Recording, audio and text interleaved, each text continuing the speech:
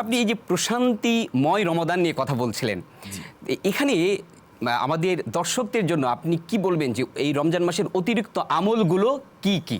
রমজানুল মুবারকে আমরা বেশি বেশি করে দান সদকা করব। আচ্ছা, দান সদকা এটা আমাদের বেশি বেশি করতে হবে।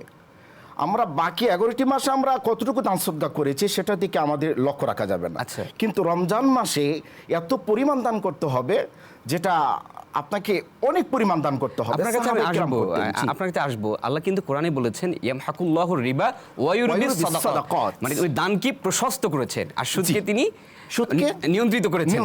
এই যে জায়গাটা, তার মানে আপনি সেই দানের কথাই বলছিলেন। জি জি। আরেকটি বিষয় আমল বলতে পারি অতিরিক্ত আমলের ভিতরে, সেটা হলো বেশি বেশি করে কোরআনুল কারীম তেলাওয়াত করতে হবে। নিঃসন্দেহে নিঃসন্দেহে। কেন কোরআন তেলাওয়াত করব না? এই রমজানুল মুবারকে কোরআনুল কারীম নাজিল করেছেন। আল্লাহ সুবহানাহু ওয়া তাআলা বলছেন ইন্না আনজালনাহু ফি লাইলাতিল কদর, আমি কোরআনুল কারীমকে লাইলাতুল কদরে নাজিল করেছি। আর লাইলাতুল কদরটা কোথায় পাওয়া যাবে? রমজানুল মুবারকের শেষ দশকে, রমজানুল মুবারকের ভিতরে। আল্লাহ সুবহানাহু ওয়া তাআলা আরেক জায়গায় বললেন শাহরু রমাদানাল্লাযী উনজিলা ফীহিল কুরআন, রমজানুল মুবারকে আমি কোরআনুল কারীম নাজিল করেছি।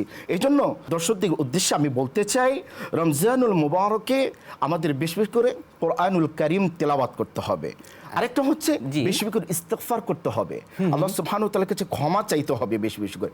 যেহেতু রমজানুল মুবারক শুধু রহমতের মাস নয়, শুধু নাজাতের মাস নয়, এটা হচ্ছে ক্ষমার একটি মৌসুম, ক্ষমার একটি মাস।